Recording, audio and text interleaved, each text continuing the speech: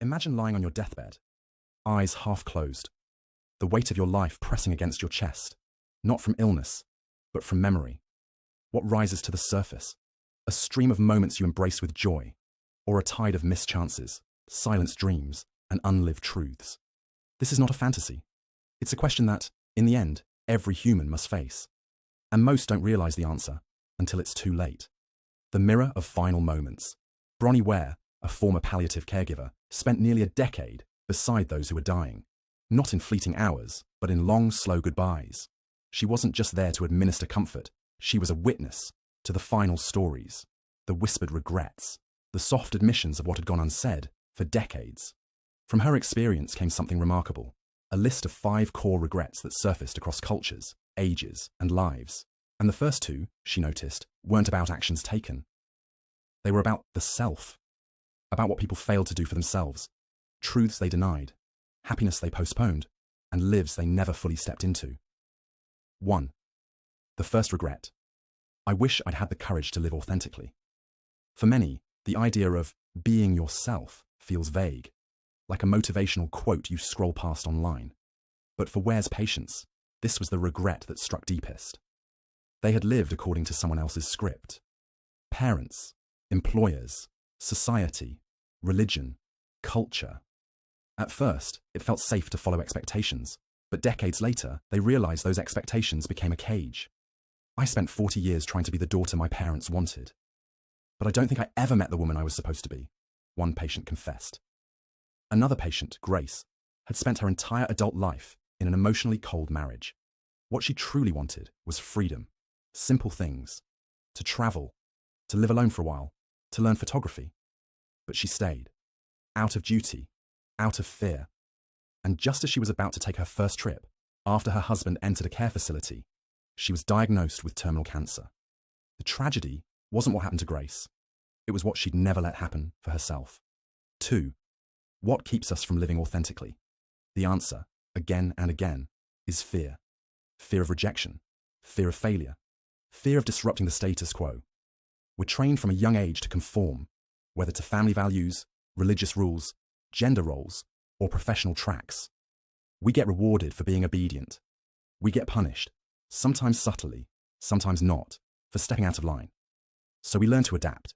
We silence our opinions. We edit our dreams. We dress the part.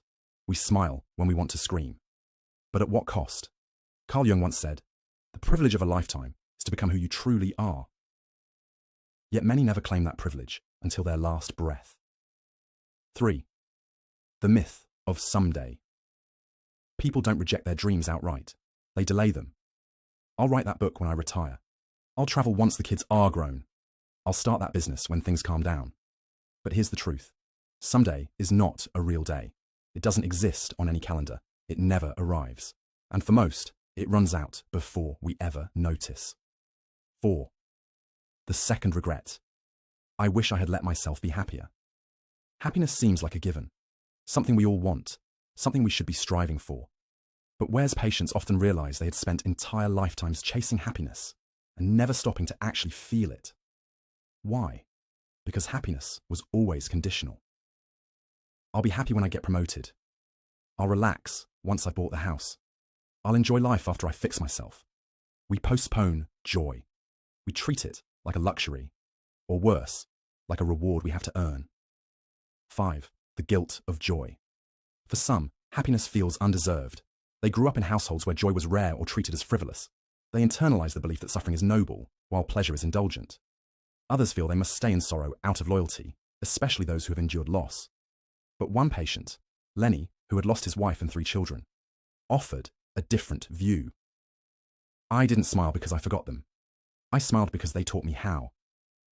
Despite unimaginable pain, he had chosen to stay open to joy, not because life was easy, but because life was still sacred. 6. Reclaiming joy as a daily practice. Happiness isn't a fireworks finale.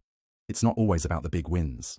It's in the mundane, the small, the overlooked. It's in a favorite meal, in watching rain hit the window, in laughing at a silly meme, in feeling proud of how far you've come. When we wait for happiness to arrive, we miss that it's already here, knocking softly, asking to be let in. 7. From regret to rebirth. The The path forward. Living authentically and choosing joy aren't easy. They require daily effort, small risks, occasional disappointments, but the alternative, a life of what-ifs, is much harder to live with in the end. To avoid these first two regrets, start by asking yourself, what truths have I been afraid to say out loud? What dream keeps resurfacing in my thoughts? What would I do if I weren't afraid of failing? Then act, imperfectly, messily, but act. Conclusion. Imagine the end. Begin. Now you don't need to wait until a hospital bed forces clarity. You can start now, with one small decision that honors who you really are. Live not to avoid death, but to avoid regret. Because the deepest sorrow isn't that we die, it's that we never truly lived. If only I had told them how much they meant to me. I never said I was sorry, and now they're gone. I thought we had more time. These are not just phrases.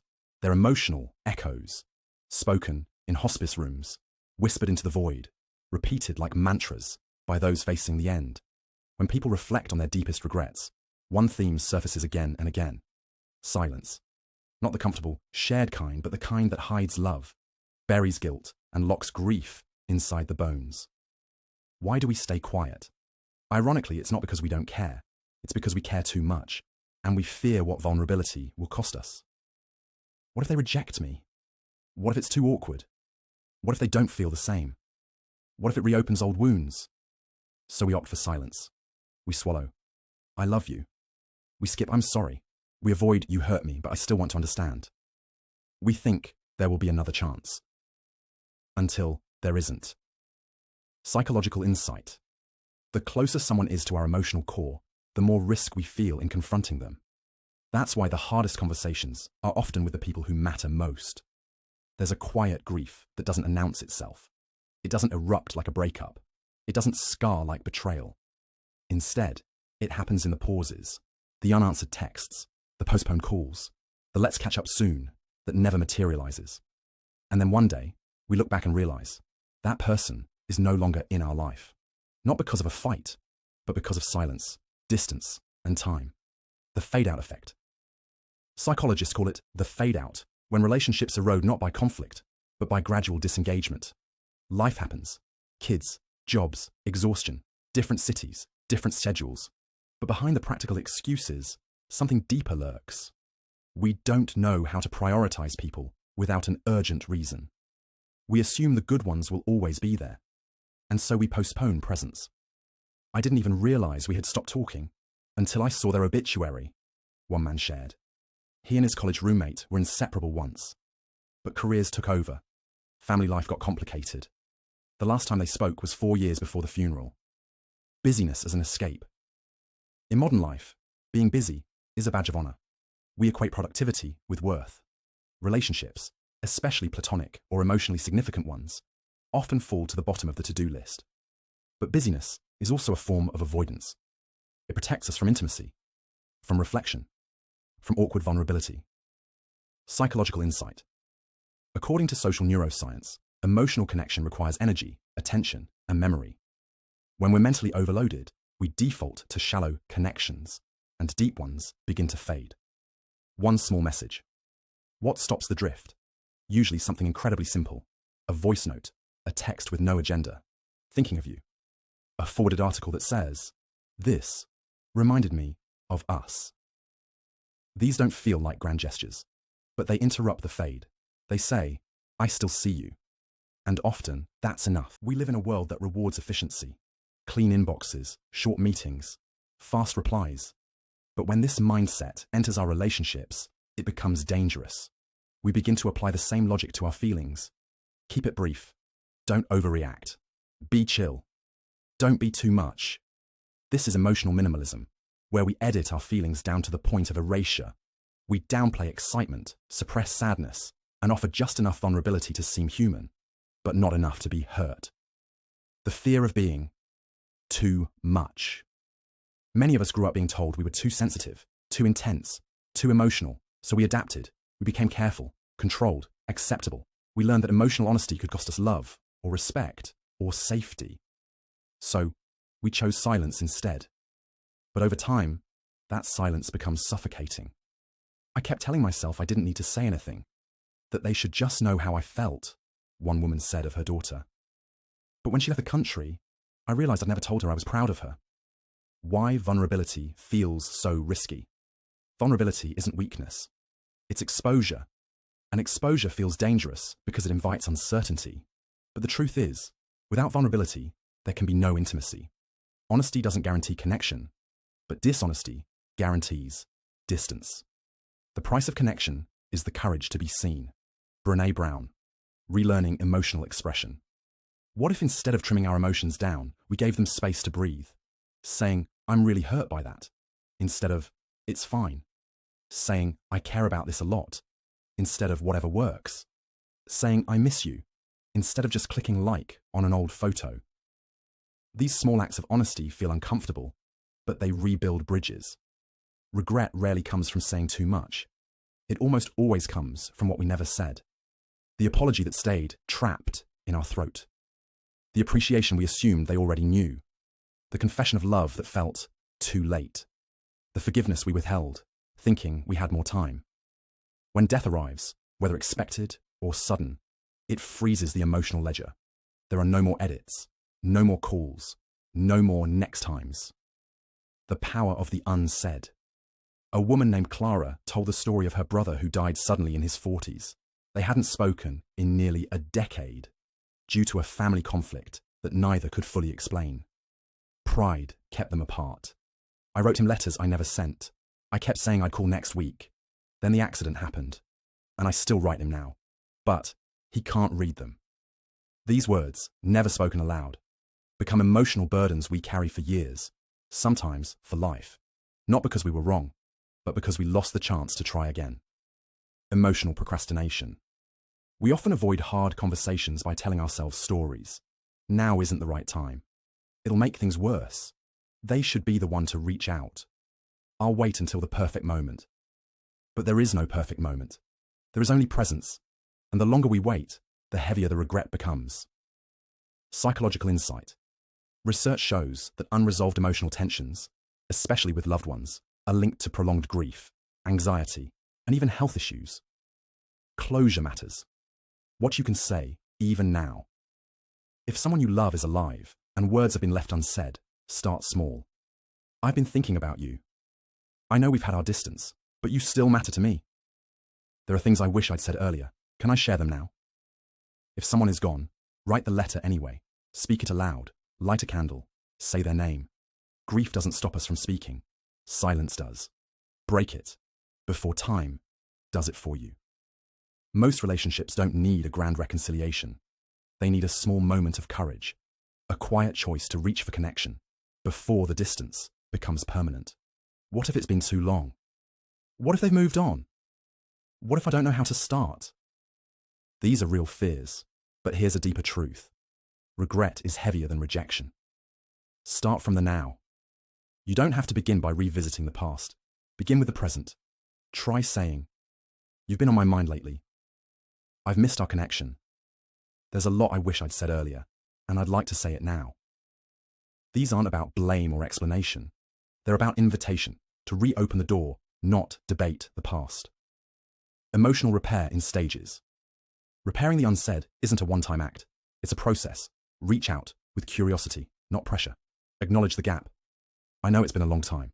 Own your part. I didn't know how to say what I felt back then. Stay open. Let them respond in their own time. Some people won't respond. Some will surprise you. But regardless of outcome, you've done your part. Psychological insight. Even when repair doesn't lead to reconciliation, it relieves internal guilt and anxiety. It's a form of self-respect. Forgiveness doesn't always mean reunion. Forgiveness is a gift you give yourself. It says, I no longer want to carry this bitterness. I choose peace over pride. Sometimes, the person we need to forgive is ourselves, for not knowing better, for not acting sooner, for the ways we coped with pain by avoiding it. Self-compassion is part of emotional repair. One of the most overlooked causes of relational regret isn't conflict or absence. It's neglecting the people who nourished us the most, while giving our energy to those who drained us. This regret surfaces often at the end of life. People say things like, I wish I'd spent more time with my sister. I never told my best friend how much she held me together. I wasted so much energy chasing approval from people who didn't care. The chemistry of connection. Not all relationships are meant to last forever, but some people are foundational. They help us grow, reflect, and return to ourselves. These are the true emotional anchors, yet we often ignore them. Why? Because they're reliable, because they don't demand attention, because we assume they'll always be there. But even strong roots wither if never watered. The friend who always showed up for me, I kept saying, next week. That week never came, one man admitted through tears. High maintenance versus high value relationships. There's a difference between people who take a lot of our time and those who enrich our time. High maintenance require attention but offer little depth. High value, maybe low contact, but create space for honesty, peace, and perspective. In a world of endless social noise, it's easy to confuse availability with connection. But at the end of life, it's not the crowd that matters. It's the few who saw you clearly and stood by you quietly. Refocus your circle. Ask yourself, who truly makes me feel safe, inspired, or understood? Who do I want to grow older with, even if we're not always close by? Whose absence would I deeply mourn? Choose those people. Show up for them. Say the things you think they already know. You don't need more friends. You need real ones. Here's a reason why the words, "I never got to say goodbye," carry so much emotional weight. They haunt people, not because they missed a single conversation, but because they lost their chance for closure, connection, and peace. Saying goodbye is not just a gesture of politeness. It's a psychological necessity. It affirms love. It acknowledges endings. And it gives both the living and the dying a sacred moment of presence. Why goodbyes are hard but crucial. In a world that rushes to the next thing, we rarely pause for endings. We ghost people. We move cities without telling friends. We skip funerals. Why? Because confronting endings feels awkward, emotional, vulnerable. But avoiding goodbyes creates emotional debris, guilt, regret, unresolved questions.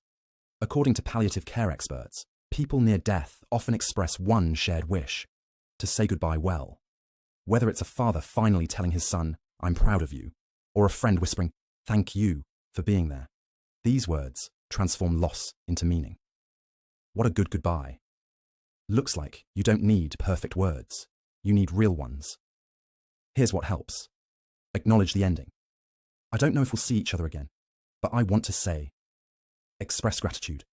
You made my life better. Offer love. I care about you more than I've said. Release control. Whatever happens next, I wish you peace. Even when someone is unconscious, dying, or already gone, the act of speaking aloud what was left unsaid helps the speaker heal. Rituals that bring peace. Goodbyes can be literal or symbolic. Here are a few ways people find healing. Writing a letter to someone who passed away and reading it at their grave. Holding a small ceremony to say what was never said. Leaving a voicemail or sending a message, even if unanswered. Sitting quietly with someone, hand in hand, no words needed. What matters is intention. The act of showing up, emotionally and physically, speaks louder than perfect phrasing. A hospice nurse's story. A hospice nurse shared a story about a woman named Evelyn. Evelyn had one request before dying: to see her estranged daughter, whom she hadn't spoken to in 12 years. The daughter resisted, overwhelmed by past hurt. But at the last hour, she came. No dramatic reconciliation, just a soft moment, a held hand, a tear. Evelyn whispered, "I waited for you." And the daughter said, "I'm sorry it took so long." That was enough. Evelyn died peacefully that night, when goodbyes aren't possible. Sometimes, we lose people before a goodbye can happen. In these moments, grief becomes tangled with unfinished business. But healing is still possible. You can say goodbye retroactively, write them a letter and burn it under the stars. Speak to their photo. Share stories about them with people who knew them. Create a ritual of remembrance on their birthday or death day. Psychologists affirm that symbolic goodbyes are just as powerful as spoken ones. They complete the emotional arc. The end is also a beginning. A meaningful goodbye isn't the end of love, it's its expansion. It says, "You mattered, you changed me, and I'll carry that forward." To say goodbye is to acknowledge that life is precious because it ends.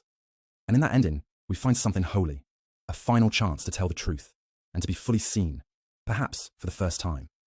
So when the time comes, say it. However imperfectly, however late, say it. Because goodbye, when spoken with love, becomes a blessing that echoes long after we're gone. The myth of meaning through achievement. In the final days of life, few people talk about their resumes. Fewer still mention their promotions, salaries, or productivity stats. What they talk about, often with tears, is what they missed in the pursuit of success. I was always working late. I missed my daughter's entire childhood. I defined myself by my title. When I lost the job, I didn't know who I was. I chased prestige, but what I needed was peace. The hustle culture illusion. Modern culture glorifies hustle. We're told to rise and grind, to make it before 30, to never settle. And so we run, we optimize, we sacrifice, but we rarely ask, for what? And at what cost? People on their deathbeds consistently say the same thing. I wish I hadn't worked so hard. This isn't a dismissal of ambition. It's a critique of imbalance. When work replaces worth for many, especially men in traditional roles, work becomes identity. Not just what they do, but who they are. I'm a doctor. I'm a founder. I'm the provider. But when retirement, illness, or failure strips the job away, an identity crisis follows. Without the title, they feel invisible. Without the role, they feel empty. Psychological insight. Identity foreclosure, when one's entire self is defined by a single role, is linked to anxiety, depression, and burnout, especially later in life. The mask of purpose. Many people justify their overwork with noble intentions. I do it for my family. I'm building a legacy. I want to make them proud. But often, these phrases mask deeper fears. Fear of being still. Fear of confronting emotional needs. Fear of being ordinary. One man said, I kept climbing the ladder, but the view never changed, and I missed everything below me. Reclaiming. Time before it's too late. Imagine your time as a currency and your attention as the way you spend it. What's the return on investment? Is your inbox more full than your heart? Have you mastered productivity but neglected presence? Have you built a name but lost your voice? Work matters, but it should serve your life, not consume it. Redefining ambition and success. What if we've been chasing the wrong version of success all along? For generations, success was measured in clear metrics: wealth, status, titles, accolades. But as people near the end of life, those measures lose their shine. I had the corner office, but no one to call on my birthday. My kids resented my absence, even though I was doing it for them. I made partner, but I lost myself. The inner success. No one talks about. There's a kind of success that isn't celebrated on LinkedIn or written into obituaries. It's quiet, internal, but deeply fulfilling.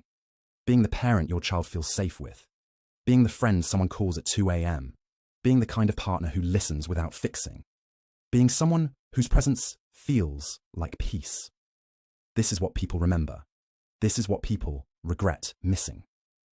The wisdom of the dying palliative care nurse, Bronnie Ware, interviewed hundreds of patients in their final weeks. The most common regret: I wish I'd had the courage to live a life true to myself, not the life others expected of me. Ambition isn't the problem. The problem is chasing success that disconnects us from ourselves. Psychological insight. Self-determined motivation. According to self-determination theory, humans thrive when they pursue goals aligned with autonomy, being true to one's values, competence, growing and learning relatedness, feeling connected to others. But hustle culture often replaces these with pressure, perfectionism, and performance. This leads to burnout, not joy. Building a new definition of growth isn't just scaling upward, it's deepening inward. Are you kinder than you were 5 years ago? Do you love more honestly than before? Can you sit in silence and still feel whole? These are milestones too. They don't come with applause, but they come with peace. The shift, from proving to belonging. Instead of asking, what will they think of me? Try asking, who do I become through this? Success is no longer about being better than others. It's about becoming better for others and for yourself. In the end, the most meaningful ambition is not about being impressive, but about being present. We live in a culture that measures our worth by how busy we are. How's life? Busy. We wear burnout like a badge. We glorify being overbooked. But underneath this culture of constant productivity is a dangerous belief. If I stop producing, I stop mattering. When rest feels like guilt. For many, especially high achievers. Rest is synonymous with laziness. Even vacation becomes a time for optimizing. I'll just check emails in the morning. Maybe I'll read a business book by the pool. I should come back with a plan. But what if we're missing the point entirely? At the end of life, people don't wish they'd answered more emails. They wish they'd been more present for moments that don't scale. Dinner with loved ones, laughter in the kitchen, a quiet walk alone. The productivity trap. The more efficient we become, the more we fill the space with more work. Faster, more tasks, automation, higher expectations, time saved, time repurposed for output. This is the productivity paradox. The better we get at working, the more we forget how to simply be. Psychological insight, the default mode network. Neuroscience shows that the brain's most creative, empathetic, and meaning-making functions emerge during rest when the default mode network is active. This happens when we take walks, daydream, sit in silence, disconnect from devices. Constant productivity suppresses this state, limiting not just joy, but insight, compassion, and self-understanding. Relearning stillness. Stillness is not the opposite of growth. It's the soil that allows growth to take root. What if naps were productive? What if silence was sacred? What if slowing down was a form of rebellion? Presence is not passive. It's powerful. And it's what the dying most often crave. Not more time, but more of the time they had. The purpose beyond paycheck. Most people don't regret working. They regret what they worked for. At the end of life, no one says, I wish I'd spent more time on quarterly reports. They say, I wish I'd done something that mattered. I wish my job had reflected more of who I was. I wish I'd used my gifts differently. Work that feeds the soul. There's a difference between a job that pays the bills and a vocation that gives meaning. A job fills your schedule. A career builds your resume. A calling shapes your identity and serves the world. Not everyone has the luxury to chase their dream job, but everyone deserves to feel that their work matters. Psychological insight, eudaimonic versus hedonic purpose. Researchers distinguish between two kinds of purpose. Hedonic, focused on pleasure, comfort, and rewards. Eudaimonic, rooted in meaning, personal growth, and contribution. While hedonic goals fade quickly, eudaimonic purpose leads to greater life satisfaction, stronger resilience, reduced fear of death. People who believe their work made a difference, even in small ways, report less regret at life's end. Your purpose isn't always your profession. Purpose doesn't have to be paid. It can be how you raise your children, uplift a friend, care for a neighbor, create art, grow gardens, teach kindness. One man said, I worked in retail for 40 years, but what I'm proud of is the way I mentored the younger staff. That's my legacy. Reconnecting to meaning. If your work feels empty, ask, what part of this makes someone else's life better? What values can I bring into this role? What legacy do I want to leave, even in small interactions? Sometimes it's not about changing jobs. It's about changing how you show up in the one you already have.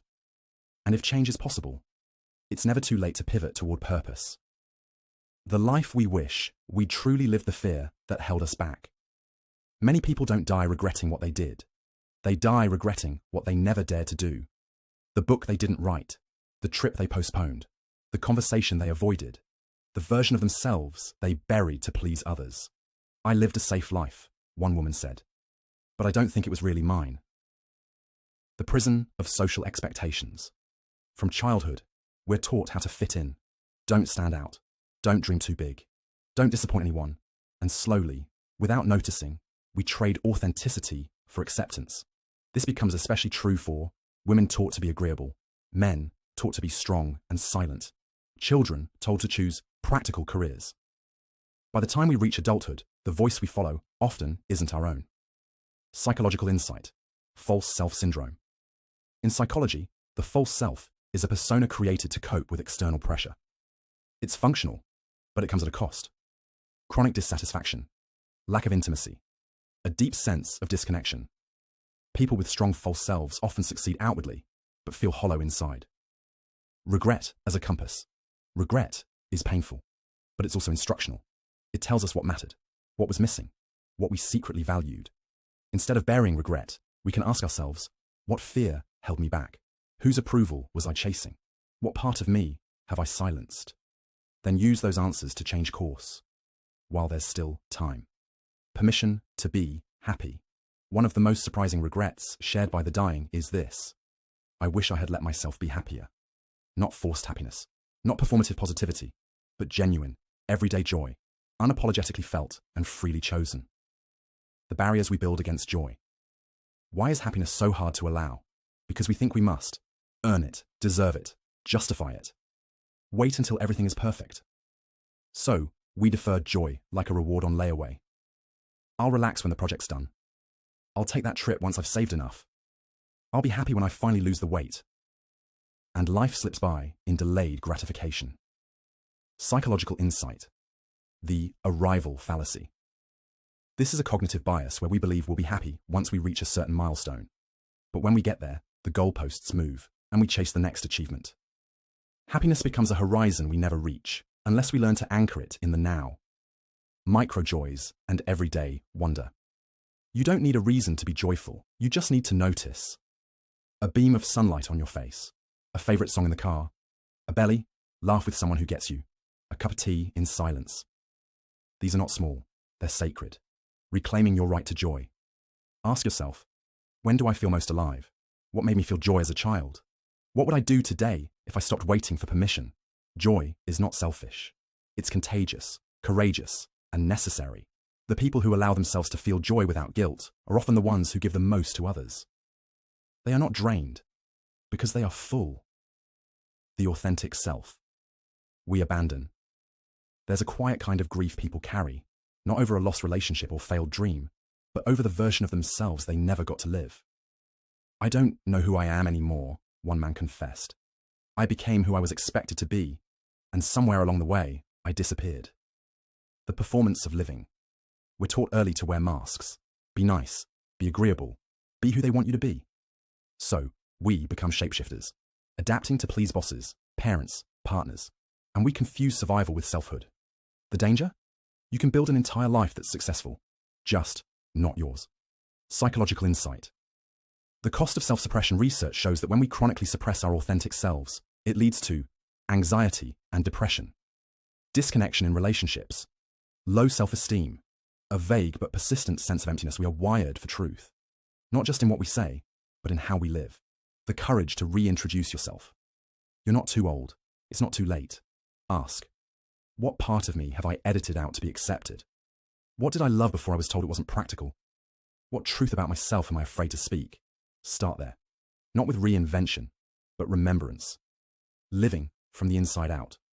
When your inner world aligns with your outer life, something profound happens. Peace. Not perfection. Not constant happiness, but peace. You no longer need to perform, impress, or prove. You simply exist as yourself. And that is enough. Embracing mortality to fully live death, for many, is the thing we fear most. But what if, instead of running from it, we let it shape how we live? Knowing I was dying, one man said, was what finally made me start living.